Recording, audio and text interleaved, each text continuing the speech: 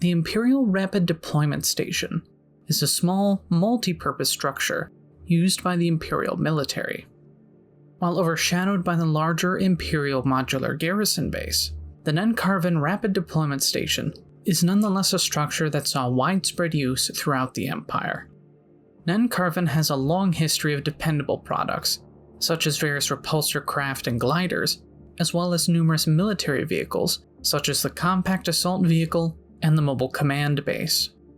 As such, the Rapid Deployment Station is a product of a favored company contracted by the Imperial Military. The Rapid Deployment Station is based around a modular system, which consists of an octagonal platform with 4 short, wide legs. The base of the structure is also surrounded with a heavy metal mesh, designed to keep local fauna and hostiles from getting underneath. The platform has space for 9 modular units, 5 habitable and 4 support units. A common complaint with these stations is their cramped size, but it more than makes up for that with its utility and modularity. The units themselves are stated to have a body of 3D Walker scale, which is above character and speeder scale. For comparison, it's on par with an AT-ST strength-wise, so it's pretty solid for a small outpost. The platform itself is considered a single unit deployment.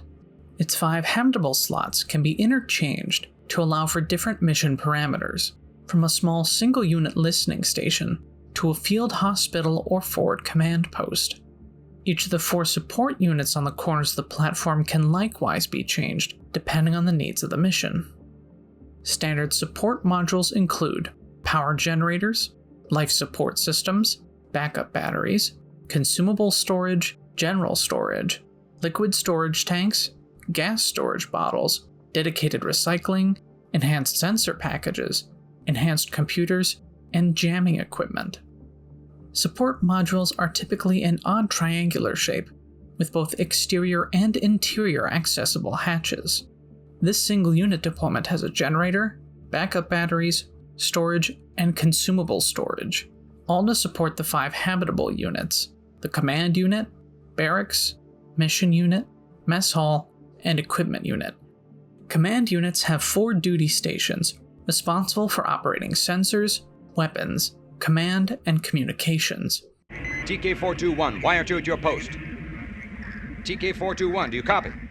This diagram shows a central command module and a smaller secondary mission module. Living units or mess halls combine dining counters, an auto chef, and a compact refresher into a single unit, making it one of the most needed modules for any long-term housing. Sleeping units or barracks are able to house from 1 to 12 people, all using single or double bunks. Units with fewer bunks also have lockers and small desks with portable computers. An equipment unit is a general mission module to allow troops to equip mission gear without having to exit the platform. Take over, we've got a bad transmitter. I'll see what I can do. For more flexibility, additional platforms are outfitted and connected to form larger stations, all of which can be outfitted with whatever modules the mission requires.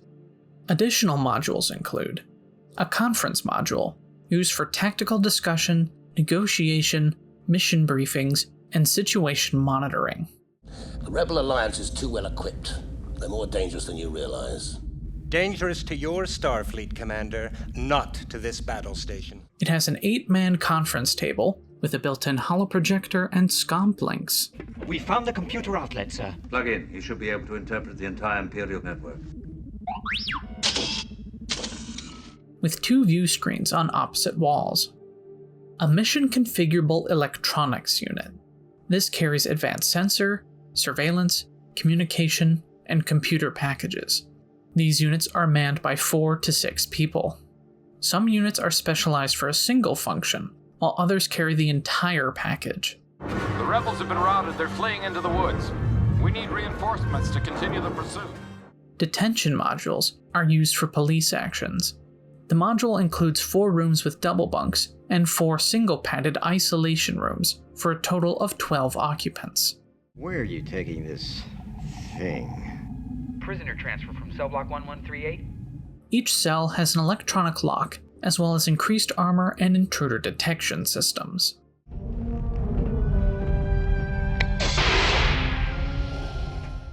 Airlock units are used exclusively in hard vacuum and hostile environments, with changing areas and equipment storage lockers for crews to get changed in and out of. Storage units are open spaces with clamping equipment and tie-down loops. These units are frequently converted to other uses by mission commanders. Shuttle to Dirian, what is your cargo and destination? Parts and technical crew for the Forest Moon. A garage unit houses one small land or air speeder, or several speeder bikes, essentially making them into miniature hangars.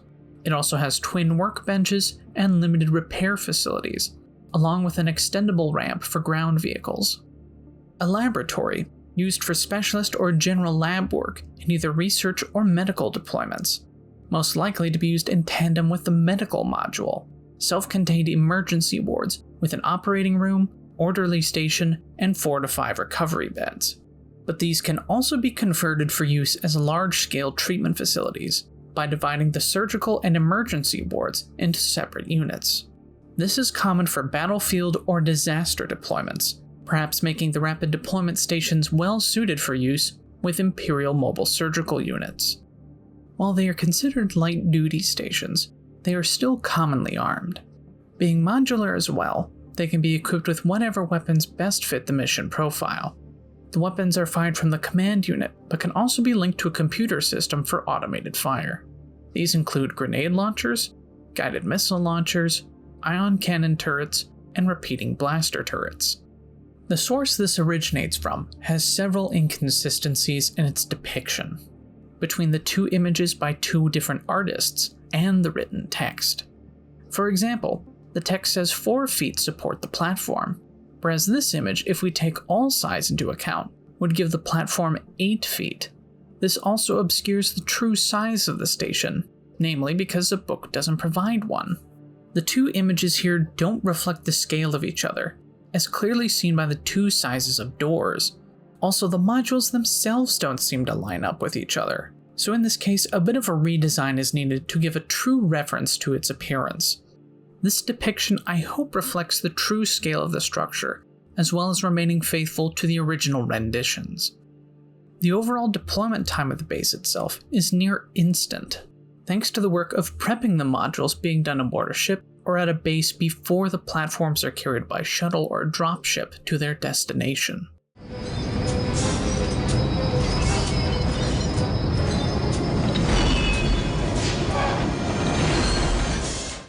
At most, the linking of multiple platforms would be the most intensive part of the process, but as a result it makes staffing near instantaneous for deployed troops.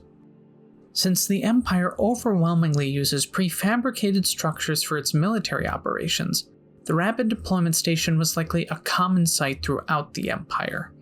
Any Imperial ship capable of carrying shuttles and troopers would likely have such stations aboard. Vessels such as the Imperial Star Destroyer could easily carry several, alongside a full modular garrison. But for anything of Victory class and smaller, these stations can easily find use with them. Our only historical example of their use we have comes from their one and only appearance in Hideouts and Strongholds, taking place within the post-Yavin period on the world of Yetnus, located in the northern dependencies of the Inner Rim. The planet was being investigated under Operation Rebel Hunt, but due to a lack of Imperial ships to effectively scour the planet, the local MOF had Imperial army units deployed and scattered across the planet, manning several outposts to search for any rebel presence. Dividing the landmass into sectors for the investigation, the Rapid Deployment Station acted as the nerve centers for these probing army units, which implies their wide usage with the army to be used on a planetary scale.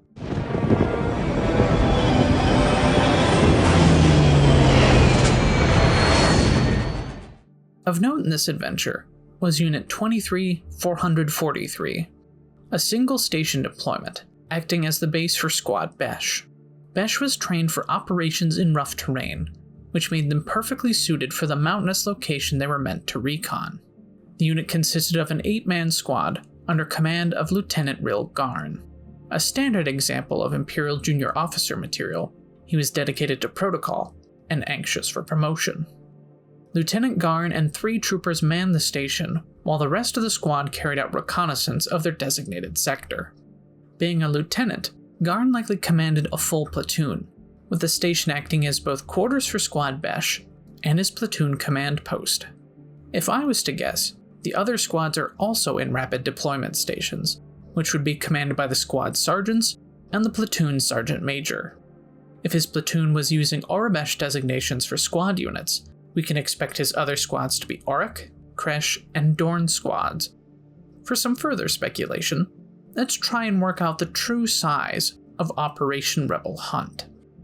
If we assume basic unit structures for the Imperial Army forces sent here, for a planetary scale operation, a battle group is right out, as they only deploy where the enemy is present in force. A regiment is possible, but with the limited information we have, I'm not so confident with this, especially with the mention of other military units. Nothing can cleanly carry a line regiment without being so big as to deploy much more forces. So for the simplest solution, I say a line battalion is on Yetnus. According to the Imperial Sourcebook, line battalions are committed to more ground combats than any other type of unit in the galaxy. As a line battalion is the usual minimum Imperial commanders will consider dropping for a surface operation, and line battalions are more common than any other type. Assuming a standard line battalion, totaling around 810 to 828 troopers, the only ships large enough to effectively deploy a battalion-sized force for a single operation like this, as well as carry a stormtrooper complement and operate TIE air support, would have to be a Navy warship rather than an Army troop ship.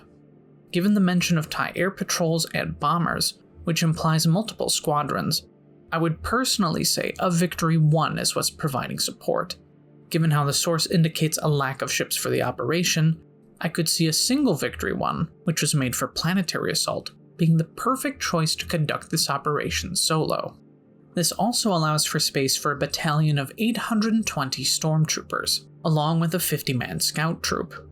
Given the seriousness of this operation, a battalion of stormtroopers is a significant show of force for a recon job. It easily carries enough room for both them and the Army battalion, as well as enough storage space to carry several rapid deployment stations for the individual squads with enough hangar space for a swift deployment.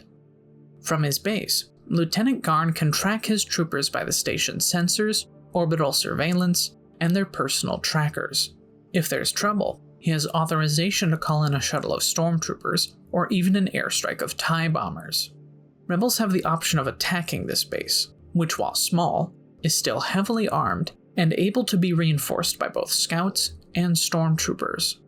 But also among the lieutenant's troopers is a hidden agent, a royal guard on an undercover combat rotation. Escaping the losing battle, he continues to engage in a hidden fade campaign to oust the rebels from Yetnus. The Rapid Deployment Station, while an obscure structure to us, is undoubtedly in wider use by the Imperial Military. While not every ship likely has access to the full range of modular structures that can be deployed on a planet, especially when compared to the fortress of the modular garrison with the Imperial class, the Rapid Deployment Station gives even the smallest ships the ability to create a small outpost. Larger garrisons as well can deploy them planet-side by use of their own shuttles and dropships. Smaller vessels with larger troop complements likely carry several dozen modules, which can be quickly assembled and deployed on missions. From a strike cruiser setting up makeshift prisons for police actions, to a MedStar setting up a field hospital for a mobile surgical unit, to a troop squadron carrying hundreds for use in a planetary invasion.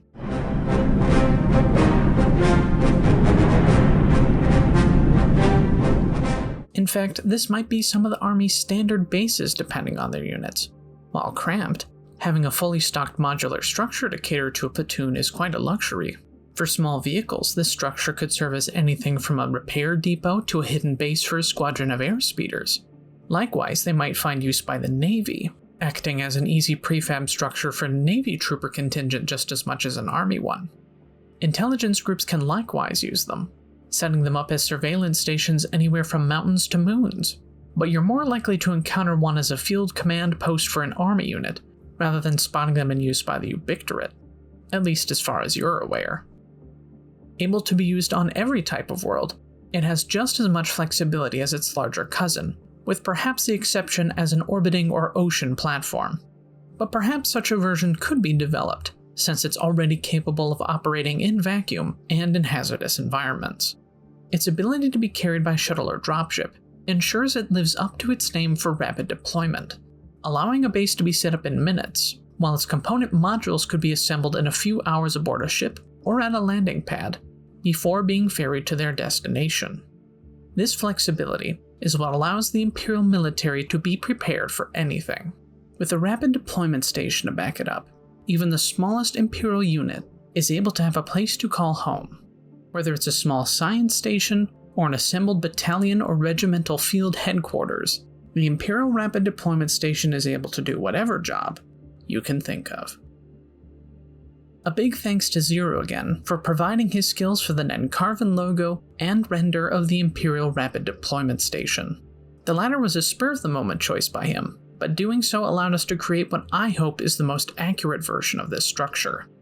Another big shoutout goes to Ahnok for his organizational charts, which he made for this video. Be sure to check out his DeviantArt, link in the description. Now you too can put this knowledge to good use. Deploy this station anywhere you feel quickly needs the presence of the Empire. Until next time, Ross out.